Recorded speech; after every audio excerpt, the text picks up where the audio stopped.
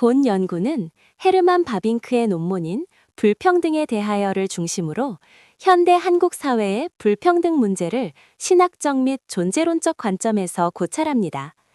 저자는 불평등을 인위적인 사회 구조의 산물로 보고 이를 타파하려고 했던 장자크 루소와 이를 하나님의 주권과 인간의 타락에 기인한 영적 문제로 보았던 장칼뱅의 견해를 대조합니다.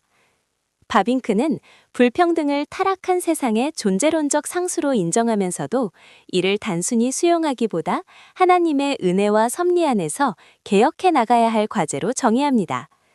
결과적으로 불평등은 사회 정책적 차원을 넘어 죄와 관련된 영적 문제이며 성도가 성화의 과정처럼 치열하게 싸워내야 할 영역임을 강조합니다.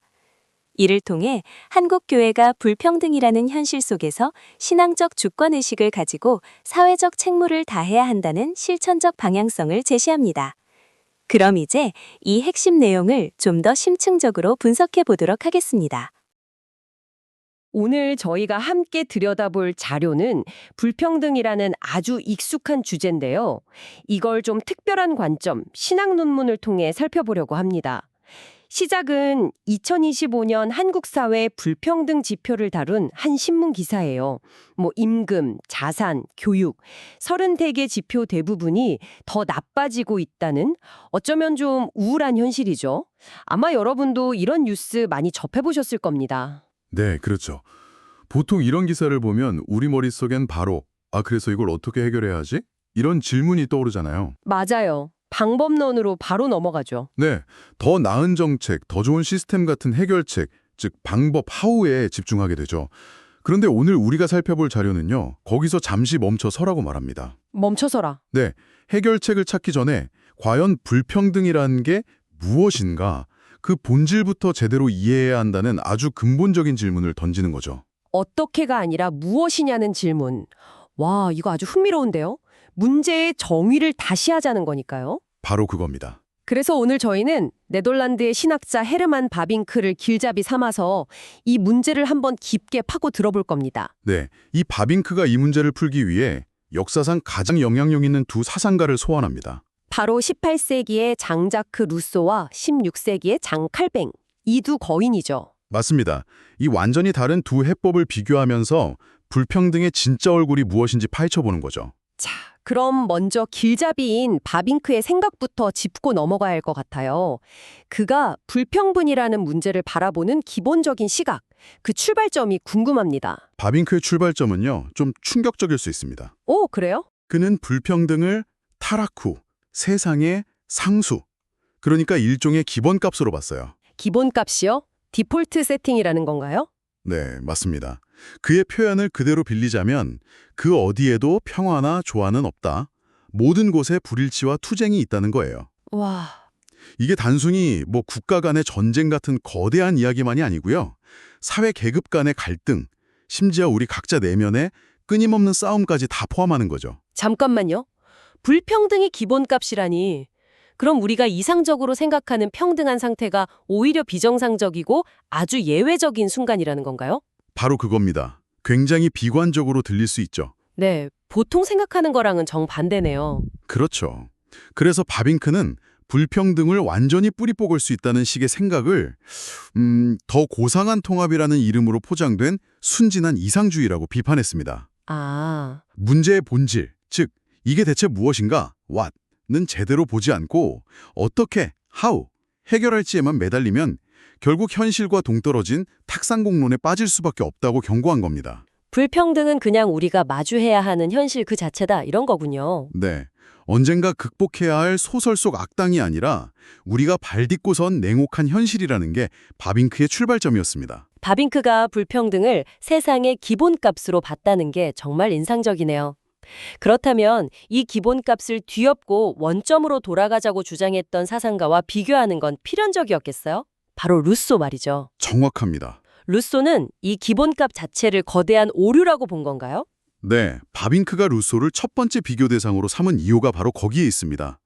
루소에게 불평등은 자연법에 명백히 위배되는 것이었거든요. 아, 자연의 법칙에 어긋난다? 그렇죠. 원래 자연 상태의 인간은 자유롭고 평등했는데 소유의 개념이 생기고 사회가 복잡해지면서 인위적인 계급, 차별, 이런 불평등이 생겨났다고 본 거죠. 그러니까 자연의 기본값은 평등인데 문명이 그걸 망가뜨렸다. 맞습니다. 아, 그러니까 바빙크와는 정말 정반대네요. 바빙크는 불평등이 기본값, 루소는 평등이 기본값. 네. 그렇다면 루소의 해결책은 아주 명확하고 급진적이었겠어요. 그 인위적인 것들을 전부 없애버리면 되는 거니까요. 맞습니다. 루소의 목표는 불평등으로 오염된 사회 구조를 버리고 자연과 자연의 근본적인 권리로 돌아가는 것이었죠. 돌아가자. 네. 이를 위해서는 불평등을 막는 사회 시스템 자체를 존재론적으로 파괴해야 한다고 주장했습니다. 이 사상이 훗날 프랑스 혁명에 엄청난 영향을 미쳤고요. 아, 거기까지 연결되는군요. 네. 더 나아가서 사회주의와 공산주의 체계의 사상적 기초가 되었다고 바빙크는 분석합니다. 인위적인 것들을 없애고 자연으로 돌아가자는 말은 이상적으로 들리지만 현실적으로 가능한가요?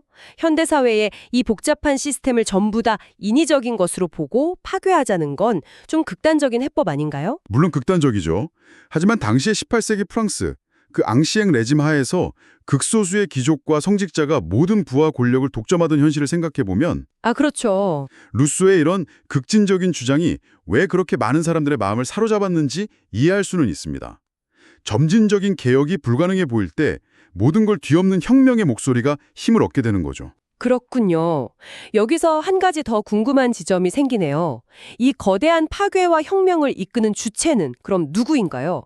누가 그럴 힘과 자격이 있다는 거죠? 인간이 문명과 사회에 오염되기 전 그 본성은 어떤 부패도 없는 선하고 아름다운 존재라고 굳게 믿었어요. 성선설 같은 거네요. 그렇죠.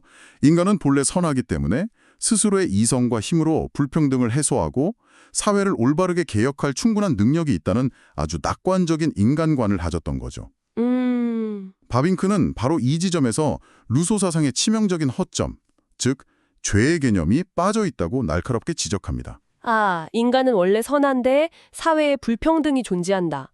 이 모순을 설명하려면 그 책임이 누군가에게 돌아가야만 하겠네요. 바로 그겁니다. 우리 모두가 선하다면 악의 책임은 누가 지나요? 그러게요. 바로 그 지점에서 희생양, 존데베크 메커니즘이 등장합니다. 희생양? 네. 바빙크의 분석에 따르면 루소의 사상은 이 문제를 해결하기 위해 군주나 귀족 같은 특정 권력층을 사회학의 근원으로 지목하고 모든 불평등의 책임을 그들에게 전가하는 구조로 이어진다는 겁니다. 아, 결국 특정 집단을 적으로 만드는 거군요. 맞습니다. 결국 이것은 사회의 근본적인 문제를 해결하기보다는 특정 집단을 향한 분노와 폭력을 정당화하고 책임을 떠넘기는 방식으로 귀결될 위험이 크다고 비판한 거죠. 루소의 해법이 파괴와 혁명을 통해 외부의 적을 제거하는 방식이었다면 이제 비교의 대상인 칼뱅은 완전히 다른 곳에서 문제의 원인을 찾았을 것 같은데요. 네, 전혀 다른 길을 갑니다. 칼뱅은 불평등 문제를 사회 구조가 아닌 가장 근원적인 차원, 그러니까 종교적 불평등이라는 관점에서 시작해요. 종교적 불평등이요? 네. 왜 어떤 사람은 구원을 받고 어떤 사람은 그렇지 않은가? 인간의 노력이나 자격으로는 도저히 설명할 수 없는 이 궁극적인 차이는 어디서 오는가? 아, 칼뱅은 그 근원을 인간이 감히 헤아릴 수 없는 하나님의 주권적인 자유의지에서 찾았습니다.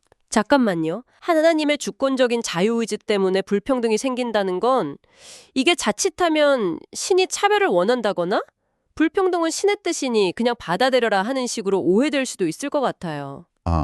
아주 정확한 지적이세요. 그 오해의 지점이 바로 칼뱅 신학에서 가장 뜨겁고 논쟁적인 부분입니다. 그렇죠. 칼뱅의 핵심은 인간의 기준으로 신의 선택이나 계획을 판단할 수 없다는 데 있어요. 우리가 도저히 이해할 수 없는 신의 거대한 뜻 안에서 모든 일이 일어난다는 거죠. 그런데 여기서 가장 중요한 건 이 믿음이 결코 운명론적인 체념으로 이뤄지지 않는다는 겁니다. 오히려 정반대의 결과를 낳죠. 어차피 이렇게 될 거였어 라며 포기하는 그런 운명론과는 다르다는 말씀이시군요. 완전히 다릅니다. 제가 비유를 하나 들어볼게요. 거친 바다에서 엄청난 폭풍우를 만난 선원이 있다고 상상해 보세요. 네. 운명론자는 어차피 우린 다 죽었어 라면서 손에서 노를 놓아버리겠죠. 그렇겠죠. 하지만 칼뱅의 신앙을 가진 선원은 이렇게 생각하는 겁니다. 이 상상조차 할 수 없는 폭풍우조차 위대한 선장의 계획 안에 있다. 나는 그 선장을 신뢰한다. 아, 그래서 노를 놓는 게 아니라 오히려 더 굳건하게 소망의 닻을 내리고 희망을 갖고 버티는 힘을 얻게 된다는 거죠. 칼뱅은 이 믿음이 우리에게 고갈될 수 없는 위로의 근원이 된다고 봤습니다. 하는 거군요. 맞습니다. 그리고 이 희망은 결코 무기력한 버티기로 끝나지 않아요. 바빙크가 가장 강조하는 핵심이 바로 이 부분인데요. 네. 참된 은혜, 즉 신의 계획을 신뢰하는 믿음은 우리 안에 뜨거운 열정, 인 게이스트리프트를 불러일으킨다고 말합니다. 뜨거운 열정이요? 네. 이 열정은 수능의 힘뿐만 아니라 활기찬 행동으로 나아가게 하는 힘을 동시에 준다는 거예요. 솔직히 저는 칼뱅의 주장을 들었을 때 그게 어떻게 뜨거운 열정으로 이어진다는 건지 바로 와닿지가 않아요. 모든 게 신의 뜻이라면 오히려 무력해질 것 같은데 이 연결고리를 좀 더 설명해 주실 수 있나요? 좋은 질문입니다. 그 연결고리는 바로 책임의 전환에 있습니다. 책임의 전환? 세상의 궁극적인 결과는 신에게 달려있다고 믿게 되면 역설적으로 인간은 결과에 대한 불안과 두려움에서 해방됩니다. 아, 결과에 대한 부담이 없어지는군요. 그렇죠. 그리고 해방된 그 자리에서 자신에게 주어진 현실 속에서 최선을 다해 행동할 책임에만 집중할 수 있게 되는 거죠. 내가 이 세상을 구원해야 한다는 그 무거운 짐을 내려놓고요. 대신에 오늘 내 자리에서 정의를 행하고 이웃을 사랑해야 한다. 이런 구체적인 행동에 에너지를 쏟게 된다는. 바로 그겁니다. 이것이 바로 현실을 인정하되 그 안에서 개혁과 갱신을 위해 치열하게 행동하게 만드는 원동력이라는 게 바빙크의 설명입니다. 그렇다면 칼뱅에게 불평등 문제의 본질은 무엇이었을까요?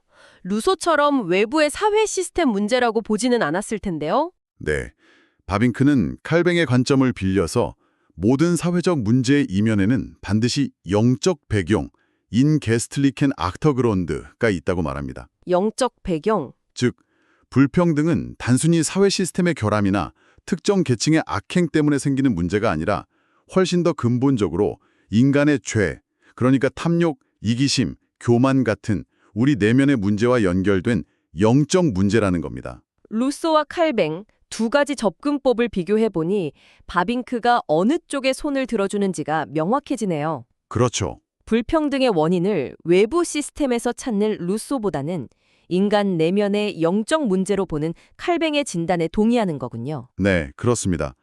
불평등을 죄의 문제, 즉 영적 문제로 본다는 것은 이게 루소의 방식처럼 혁명을 통해 단칼에 제거될 수 있는 성질의 것이 아니라는 의미이기도 합니다. 아, 마치 우리가 평생에 걸쳐 우리 안의 죄와 싸워나가는 성화의 과정처럼 불평등의 문제 역시 죄로 인해 왜곡된 세상의 질서를 은혜의 질서로 바꾸기 위해 점진적으로 그리고 아주 치열하게 싸워나가야 할 대상이라는 거죠. 사실 이런 신학적 이론은 자칫 현실과 동떨어진 탁상공론으로 남기 쉽잖아요. 맞아요. 불평등은 영적 문제니 기도나 하자는 식으로 현실 도피의 수단이 될 수도 있고요. 바빙크는 이 이론을 실제 삶에서 어떻게 구현했나요?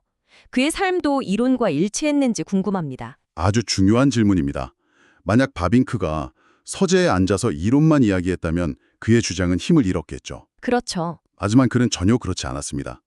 목회자 시절에는 기록에 남아있을 정도로 약하고 가난한 분들을 구제하기 위한 신방에 누구보다 적극적이었어요. 아, 직접 행동했군요. 네, 여기서 더 나아가 그는 네덜란드 상원 의원으로도 활동했는데 의회 연설에서 국가는 가난한 사람에 대한 구제 책임이 있다고 강력하게 주장하면서 구체적인 사회정책과 정의로운 법률 제정을 촉구했습니다. 와, 이론과 실천이 완벽하게 일치했네요. 단순히 개인적인 차원의 선행을 넘어서 국가 시스템을 통해 정의를 실현하려고 노력했다는 점이 정말 인상적입니다. 그렇죠. 그는 칼뱅의 가르침에 따라 불평등이라는 냉혹한 현실을 하나님의 주권 아래에 있는 것으로 인정했지만 동시에 그 현실을 바꾸기 위해 누구보다 활기찬 행동을 보여준 인물입니다. 바로 이것이 바빙크가 그의 신학 전체를 통해 이야기하고자 했던 은혜가 자연을 회복시킨다는 신념의 위대한 실천이었습니다. 은혜가 자연을 회복시킨다. 이 말이 굉장히 함축적으로 들리네요. 여기서 말하는 자연은 루소가 말했던 그 원시 상태의 자연과는 전혀 다른 의미겠죠? 좋은 지적이세요. 여기서 자연은 죄로 인해 깨지고 왜곡된 세상의 모든 질서를 의미합니다. 정치, 경제, 문화, 교육, 우리 내면의 본성까지 전부 포함되죠. 아, 세상 전체군요. 네. 그리고 은혜는 이 망가진 자연을 없애고 완전히 새로운 것을 창조하는 게 아니에요. 오히려 원래 하나님이 의도하셨던 좋은 목적과 기능을 되찾도록 치유하고 회복시킨다는 뜻입니다. 파괴가 아니라 회복. 맞습니다. 그래서 바빙크는 사회를 파괴하는 루소식 혁명이 아니라 그 사회 안으로 깊이 들어가 정의를 실현하고 사랑을 실천하는 점진적 개혁을 강조한 겁니다. 그렇군요. 재미있는 일화가 하나 있는데요. 바빙크가 가난한 사람들을 위해 활동했던 기록을 보면 그는 단순히 빵이나 돈을 나눠주는 것을 넘어서서 네, 그들의 자립을 돕기 위한 직업 교육의 필요성을 계속해서 역설했다고 합니다. 이건 단순히 시혜적인 동정심이 아니라 모든 사람이 자신의 자리에서 존엄하게 자기 역할을 담당하는 사회, 즉 회복된 자연의 모습을 꿈꿨기 때문이죠. 맞습니다. 그게 바로 회복의 개념이죠. 파괴가 아니라 치유, 대체가 아니라 갱신. 이것이 루소와 칼뱅 그리고 바빙크를 가르는 결정적인 차이점입니다. 오늘 우리는 불평등이라는 익숙한 문제를 헤르만 바빙크라는 길잡이를 통해 완전히 새로운 각도에서 들여다봤습니다. 네, 불평등을 단순히 뜯어 고치고 파괴해야 할 외부의 사회적 시스템으로 본 루소의 관점. 그리고 우리 내면의 죄와 씨름하며 점진적으로 하지만 치열하게 개혁해 나아가야 할 영적 문제로 본 칼뱅의 관점. 바빙크는 명확하게 후자의 손을 들어주었죠. 네, 오늘 논의는 불평등에 대한 우리의 질문을 어떻게 해결할까 해서 이 문제의 본질은 대체 무엇일까를 옮겨놓았다는 점에서 큰 의미가 있습니다. 맞아요. 해결 방법에만 매몰될 때 우리가 얼마나 쉽게 문제의 근원적인 본질을 놓치게 되는지 되돌아보게 해준 거죠. 마지막으로 여러분께 이런 생각을 남겨드리고 싶네요. 만약 불평등이 정말 사회 구조만의 문제가 아니라 우리 내면의 죄성과 깊이 연결된 영적 문제라면 어떨까요? 이 문제를 해결하기 위한 책임이 단지 정부나 거대한 사회 시스템에만 있는 것이 아니라 바로 오늘을 살아가는 우리 각자의 삶과 우리가 속한 공동체 안에도 있다는 뜻이 아닐까요? 네, 은혜가 자연을 회복시킨다는 이 관점이 여러분이 주변의 불평등을 바라보고 행동하는 방식에 어떤 변화를 가져다 줄 수 있을지 한번 깊이 생각해 보시는 건 어떨까요?